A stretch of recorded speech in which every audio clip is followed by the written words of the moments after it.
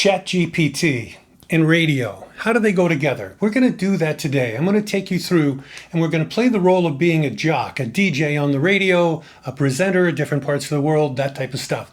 And we're going to use ChatGPT to actually do a show and make it easier and hopefully better. So let's get to it.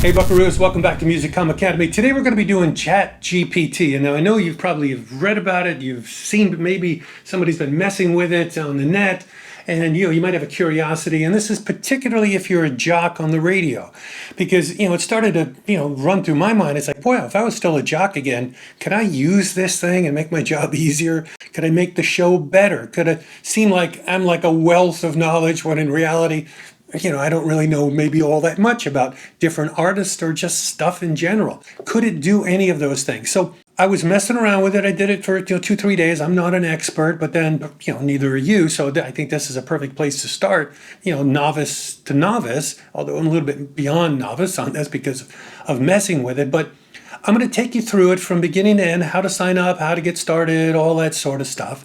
And we're going to use ChatGPT to do some jock stuff, typical, intros. Tell me some information about somebody. Let me see if I can get an angle about an artist or stuff. And I'm mainly staying on artists. To what can I say? What can I say on the radio that makes my show better? So that's pretty much it. So let's move to the computer and we'll get that done. Okay, where do you start with ChatGPT? Well, first off, there is no ChatGPT. At least no website for it. You have to go to a thing called OpenAI.com. And this is what it looks like. And then you would sign up, just what it looks like, the usual, create your account. It's totally free. And at that point, you can log in because you now have a password and username and stuff. And you're going to end up with these three things. These two are paid for. This makes images. This does more high-end stuff, writes code and things like that. And you got to pay for those. This one's free, ChatGPT. So let's go there. Now I've been playing, as you probably look over here, I was messing around with this thing just so I could do the lesson. But essentially, I'm just going to take you through it and give you an idea of how it works. It's just not going to be an awesome thing, but at the end of it, you'll go like, oh, I can do that. So let me take a shot, see what I can do. So let's just start with the assumption that you are a jock on a classic rock radio station and you're playing classic rock music and you want stuff to say on the intros and around the songs, doing voice tracking, whatever, the typical stuff. So let's just start with the Rolling Stones, okay? I'm just going to type Rolling Stones, tell me about them. Boom, that's it.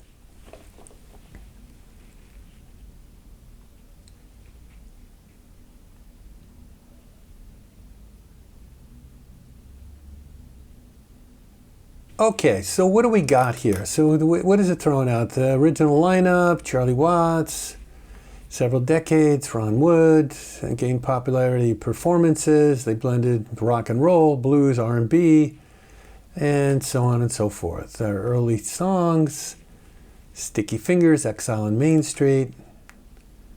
Okay, telling you, pretty decent amount. Now, you can pull a lot from here, but this is more like a Google search. So let's see if we can say, rewrite this to, how about 40 seconds?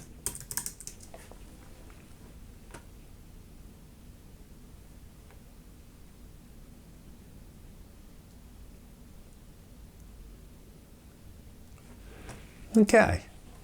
Question, did they like blues?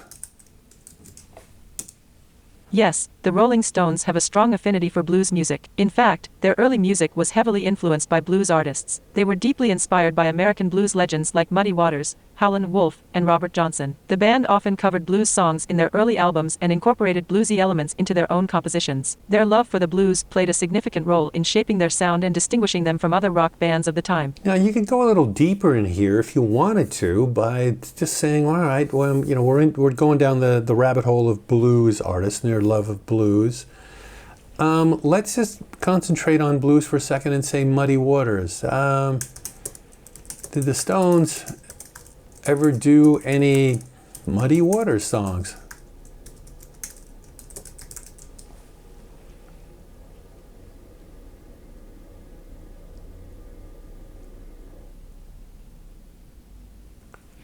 Wow. Okay.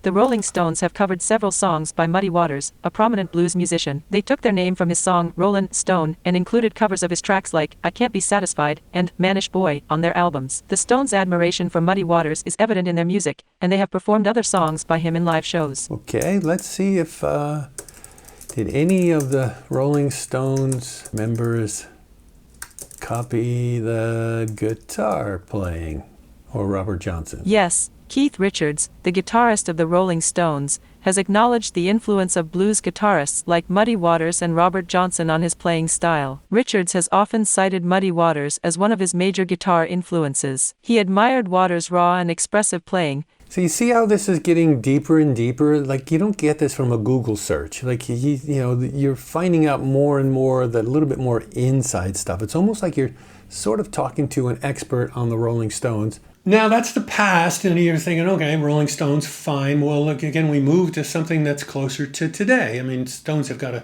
massive amount of background. What about somebody who doesn't have a whole lot of background because they've not been around for a really long time? Let's see what they do with that. So tell me about Lana Del Rey. Awesome, it corrects the spelling.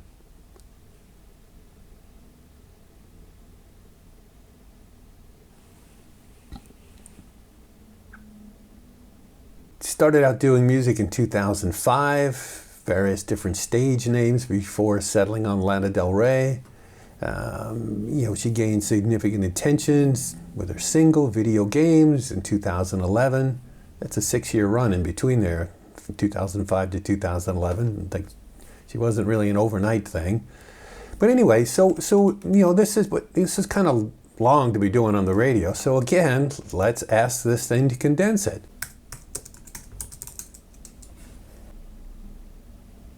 Lana Del Rey, born Elizabeth Woolridge Grant, is an American singer-songwriter known for her atmospheric sound. Her breakout hit, Video Games, in 2011 showcased her distinct vocals and introspective lyrics. Lana's major label debut album, Born to Die, achieved commercial success with its lush orchestral arrangements and melancholic voice. Much more usable if you're a jock.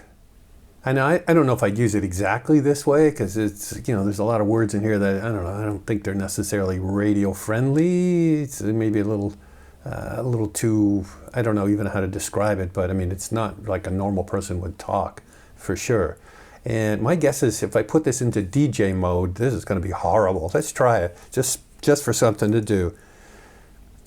Rewrite this like a radio DJ would say it. Let's see what it does. This is probably going to be a train wreck.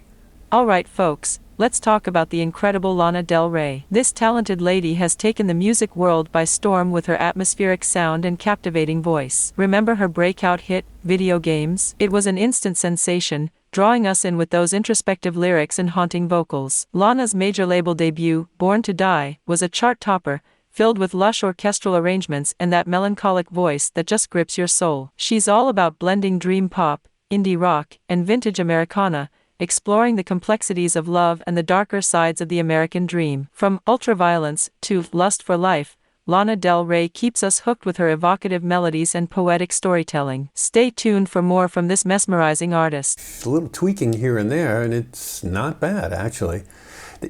This thing keeps talking about atmospheric sound, so let's dig into that. Again, this is what's cool about the software. You can really dig down deeper and deeper and deeper in one direction on something.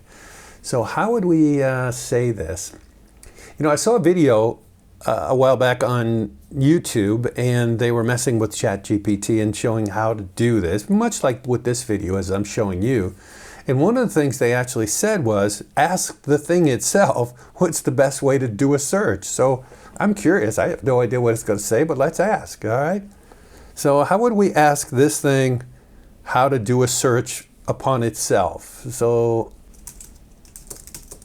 what's the best wording of how to dig deeper into Lana Del Rey's atmospheric style? To truly immerse yourself in Lana Del Rey's captivating atmospheric style, it's all about delving deeper into her discography and exploring the essence of her music. Take a journey through her albums like Born to Die. It's funny, that is not at all what I was expecting this thing to do. I thought it would actually literally give me a sentence of what to type in to get to this point, but it just went right for it. This is actually pretty decent. Like I could see re-editing this a little bit and actually saying this on the radio. You know, if you were a jock, this actually would be pretty cool for some of this to go with the right song of hers if you were going to be playing it over an intro. Okay, that's fine, but can we go a little deeper here? Let's pick a different artist. How about tell me about the singer, Lorde. Now this is going to throw up a whole bunch of stuff.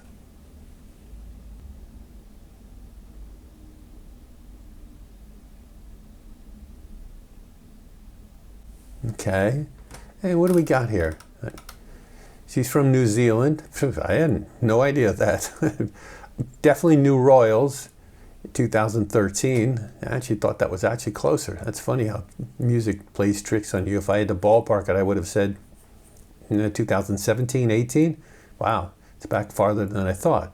She's used her platform to advocate for feminism, environmentalism, and LGBTQ plus rights. Huh.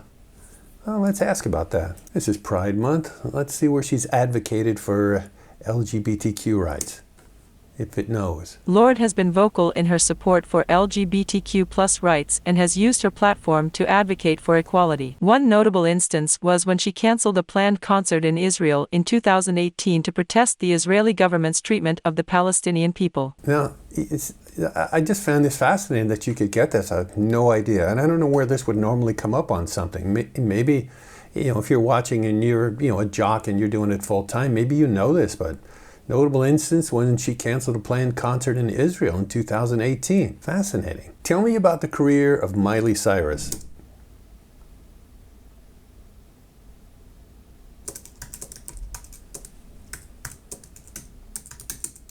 Rewrite this into 30 seconds. Miley Cyrus is a versatile American singer, songwriter, and actress. She rose to fame with the Disney Channel series Hannah Montana and later transitioned to a more mature musical style.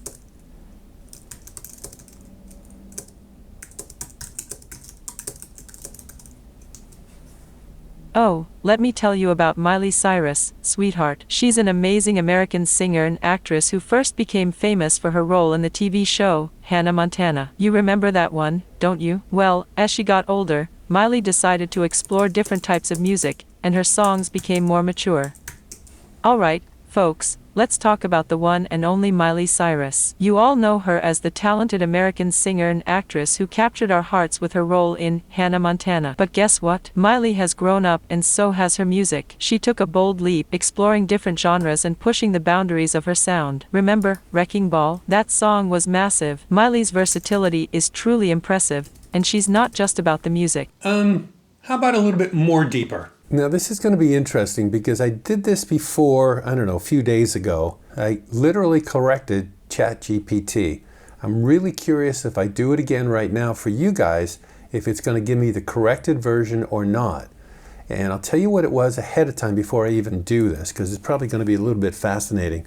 For a while, Miley Cyrus was going to high school and living here in Canada in Toronto.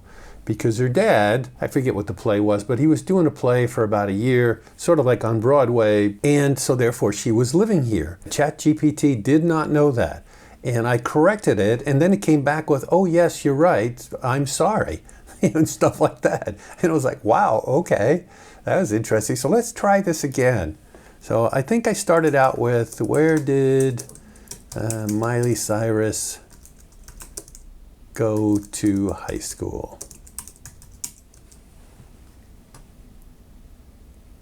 Okay, didn't bring it up to there, kind of sidetracked it. Did Miley ever live in Toronto? So now it's actually kind of saying no. Let's see, I think I wrote back something like this. Miley Cyrus lived in Toronto, was doing a musical. Did they live in? So I'm telling the machine something that it doesn't know. Let's see what the response is this time. Apologies for the confusion in my previous response. Miley Cyrus did spend some time in Toronto while her father, Billy Ray Cyrus, was involved in a musical production. That's interesting. It's kind of the same response as the last time. I wonder if it's just responding, which would not be a great feature of this. I wonder if it's just responding because I contradicted it. Let me just see what happens here. Not just make something up, something really wild. How about this? Miley Cyrus lived in Kenya for a year while on a sabbatical from the movies. Clearly she didn't do that. Let's see what this says. I'm sorry, but there is no information or evidence to support the claim that Miley Cyrus lived in Kenya. That's great. It's clearly I just made that up, and and this is the answer it should have given me, but it didn't give me the answer, about living in Toronto with her father, Billy Ray. So I'm guessing that maybe this thing actually looked out and then, hey, Billy Ray was in Toronto doing a musical. I guess possible she was living here too. Interesting. Wow, this thing is actually sort of thinking. Wow. If you've been wondering about ChatGPT and how to use it for radio, hopefully that helped a little bit. There's a bunch of other programs out there, and I'll probably start going through maybe those one by one. Another one comes to mind, which I'll tell you about. I still haven't got access to it because they're in beta, division. But when I get access, we're going to go through that one, and it's way more powerful. Scary, actually, but we'll go through that. As always, subscribe to the channel if you like this or other ones. Hit the like button. It gives me an idea of actually what resonates with you who are watching. I seem to kind of have a feel that a lot of the DJ stuff, more people watch when I start talking about DJ stuff than I do about programming itself. So I'm sort of curious if you like this, because this is sort of a DJ thing as opposed to a programming thing. Hit the like button, okay? And of course, the bell right up here, and that tells you when a new lesson is popped up, and you don't have to go hunting or wondering or all that stuff. So until the next one, see ya.